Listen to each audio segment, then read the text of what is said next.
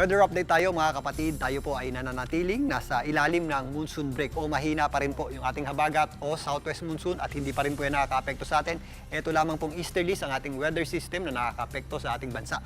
Pero maaari na pong bumalik yung ating habagat dahil po sa posibleng pumasok na bagyo sa ating area of responsibility ngayong weekend. Yung ating binabantayang sama ng panahon nga sa labas ng ating PAR ay naging bagyo kaninang umaga ayon sa Pag-asa. Ito po ay nasa tropical depression category na ng Pag-asa at bahagya po itong lumakas na may taglay na lakas na hangin na nasa 55 kilometers per hour malapit sa kanyang gitna. At kung minsan, may mga pagbugsong umaabot sa 70 kilometers per hour.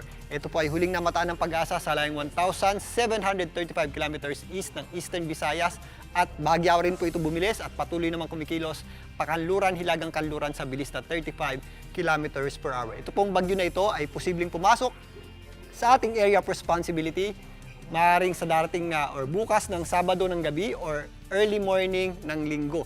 At if makapasok na po yan sa ating area of responsibility, ito po ay mabibigyan ng local name na Francisco o ang ating ikalawang bagyo ngayong buwan ng Hunyo. Ito pong bagyo na ito sa ngayon ay hindi pa natin inaasahang maglandfall o tumama sa lupa pero maaari po yung dumikit o lumapit dito sa may area ng extreme northern Luzon sa darating na Lunes hanggang Tuesday at maaari pong sumabit yung kanyang panglabas na kaulapan at outer wind field pati yung kanyang buntot dito po sa ilang bahagi ng extreme northern Luzon kasama na po dyan ang eastern section ng northern Luzon. At maliban dyan, ito nga po ay magpapalakas muli ng ating habagat ngayong weekend. Ito po ay inaasahan natin kumilos patungo dito sa area ng southern Japan pero hindi po natin inaalis ang possibility na tumawid po ito dahil medyo malayo pa po yan, marami pa pong posibleng magbago sa kanyang lakas at direksyon. Sa ngayon, wala pa po yung direktang epekto sa ating bansa. Yung ating mga pagulan sa ilang bahagi ng Visayas ay dulot po ng ating easterlies. Sa pangkalahatan, ang malaking bahagi po ng ating bansa ay makakaranas pa rin po ng maaliwalas na panahon ngayong weekend, maliban lang sa mga afternoon showers o thunderstorms.